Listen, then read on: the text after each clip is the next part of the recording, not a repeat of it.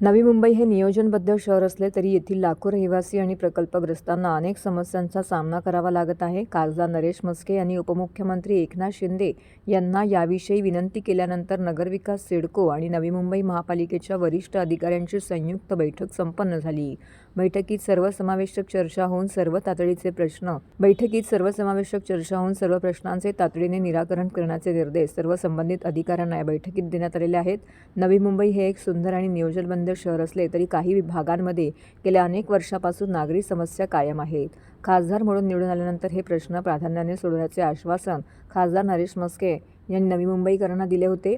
या आश्वासनाची पूर्तता करण्याच्या अनुषंगाने गुरुवारी सह्याद्री अतिथीगृह येथे आरोग्यमंत्री प्रकाश आंबेडकर यांच्या अध्यक्षतेखाली बैठकीचे आयोजन करण्यात आले होते।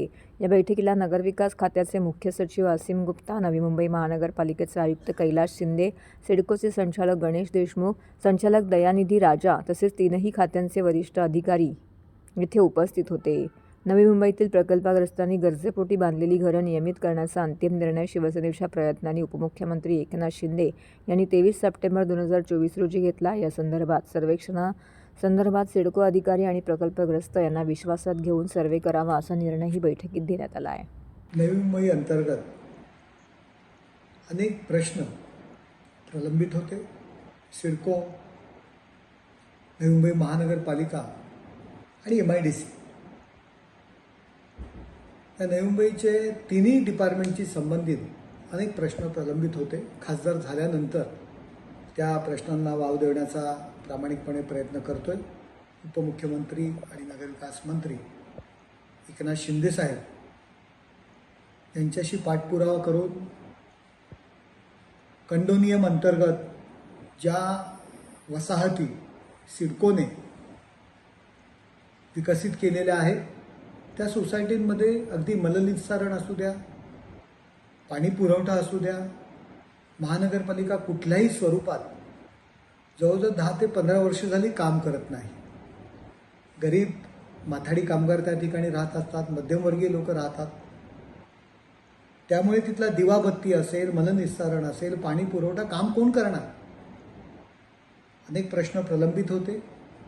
काल एकनाथ शिंदे साहेब यांच्या मार्गदर्शनाखाली, यांच्या निर्देशानुसार नगरविकास खात्याचे सचिव असीम गुप्ता, नवी मुंबई महानगरपालिकेचे कैलास शिंदे, सिडकोचे गणेश देशमुख असतील आणि आमचे सर्व शिवसेना पदाधिकारी यांची एकत्र बैठक आम्ही लावली आणि त्यामध्ये तो विषय आम्ही मार्गी लावला। मलनिस्सारण, पाणी पुरवठा ही कामं ताबडतोब महानगरपालिकेने करावी आणि इतर जी काही कामं आहेत शासन त्यास मान्यता देईल आणि त्यानंतर महानगरपालिकेने करावे असा मोठा निर्णय हा झाला।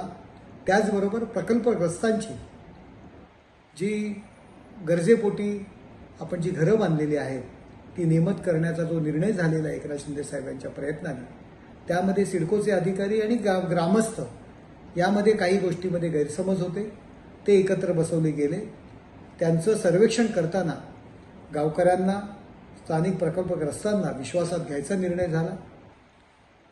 त्याचबरोबर जी LIGची घरं आहेत ज्याला कोर्टाने ताबडतोब त्यांच्यावरती अनधिकृत म्हणून त्यांच्यावर शिक्का मारून कारवाई करायला सांगितलेली आहे, जे त्यांना ठराविक जागा दिली होती, CC त्यांना मिळत नव्हती, त्यामुळे गरजेपोटी कुटुंब वाढल्यामुळे त्यांनी जे बांधकाम वाढवलेलं आहे अनधिकृत म्हणून त्याच्यावर कारवाई करा हायकोर्टाने निर्णय घेतला।